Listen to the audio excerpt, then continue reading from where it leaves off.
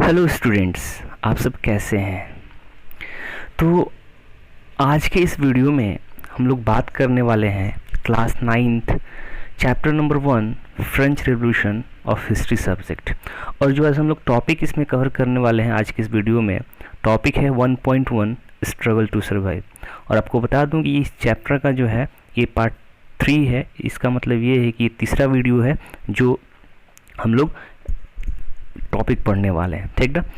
तो शुरू करने से पहले हम आप सभी लोग से रिक्वेस्ट करते हैं कि आप हमारे इस YouTube चैनल को सब्सक्राइब करें, लोगों तक शेयर करें और लाइक शेयर और कमेंट ज़रूर करें आपको अगर ये वीडियो अच्छा लगा तो। और हम आपसे ये भी रिक्वेस्ट करेंगे कि आप अपने एग्ज़ाम्स की तैयारी अच्छे से करें और इस चैप्टर को समझिए अच्छे से, क्योंकि ये चैप्टर बहुत ज़्यादा इजी है और बहुत ज़्यादा इम्पॉर्टेंट भी है। तो चलिए आइए इस चैप्टर की शुरुआत करते हैं। अभी सबसे पहले इस टॉपिक से पहले करने से पहले आप एक पिक्चर दिख रहे होंगे बुक में, जो आपको पिक्चर दिख रहा है उसमें ये दिख रहा है पिक्चर के अंदर कि कैसे एक जो नोबल मैन है, जिसको जो सेकंड स्टेज पे जो सेकंड ग्रुप का है नोबिलिटी, वो कैसे पीजेंट से फार्मर लोगों से ज़बरदस्ती उनके अनाजों को, उनके मतलब फसल को टैक्स के रूप में ले रहा है लोग। मतलब उनके पास जो भी चीज़ अवेलेबल है उस चीज़ को वो लोग ले रहे हैं, ठीक ना।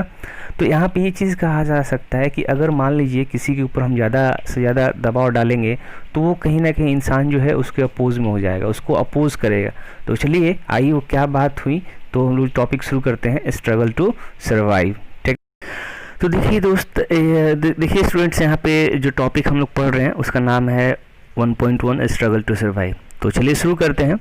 The population of France rose from about 23 million in 1715 to 28 million in 1789।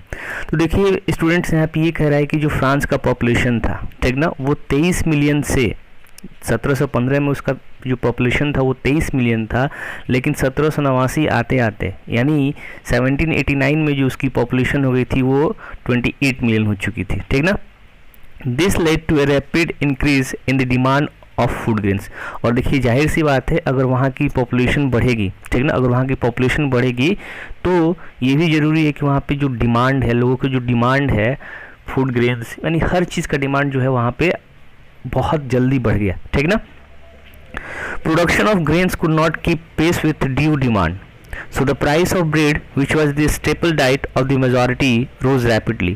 देखिए यहाँ पे क्या हुआ कि जिस तरीके से आबादी बढ़ रही थी उसके अनुसार, उसके हिसाब से जो है वहाँ की जो फूड सप्लाई थी वो नहीं हो पा रही थी, और लोग जो है वहाँ पे जितने भी पीजेंट्स थे, फार्मर्स थे, वो सही तरीके से प्रोडक्शन नहीं कर पा रहे थे, ठीक ना। इसका मतलब ये था कि मांग ज़्यादा थी मार्केट में, लेकिन सप्लाई जो थी वो बहुत कम थी। और देखिए इससे क्या हुआ कि अगर कभी भी आप इकोनॉमिक्स में पढ़ेंगे कि वहाँ पे अगर डिमांड ज़्यादा हो और सप्लाई कम हो तो ऑटोमेटिकली जो है वो किसी भी चीज़ का प्राइस जो है वो आगे बढ़ेगा, ठीक ना। देखिए आगे इसमें ये है कि most workers were employed as labours in workshop whose owner fix their wages but wage did not keep pace with the rise in the price. देखिए इसमें ये कह रहा है कि वहाँ पे जितने भी वर्कर्स लोग थे वो किसी वर्कशॉप में किसी दूसरे के द्वारा जो है एम्प्लॉयड थे, लेकिन उनका जो सैलरी था एक फिक्स सैलरी था, ठीक ना। और देखिए यहाँ पे क्या हुआ कि जैसे जैसे महंगाई आगे बढ़ेगा, ठीक ना, अगर महंगाई आगे बढ़ेगा तो लोग जो है पहले पैसा उतना ही था और प्राइस जो भी मार्केट का सामान हम लेते थे तो कम प्राइस में मिल जाता था, लेकिन अब प्राइस हाई हो चुका है। और अगर हम बात करें जो सैलरी है तो उनकी वही थी, फिक्स थी। तो अब देखिए यहाँ पे क्या हुआ कि अंतर डिफरेंस हो गया ना। अब जो उनकी सैलरी में अपने उस डिमांड को पूरी नहीं कर पा रहे थे, ठीक ना। So the gap between the poor and the rich widened.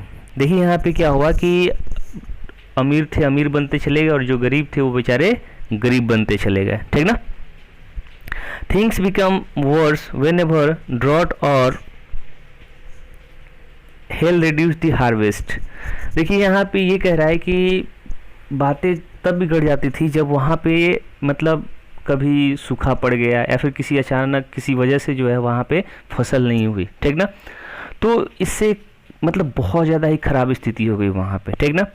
This led to a extensive crisis something that occurred frequently in France during the old regime.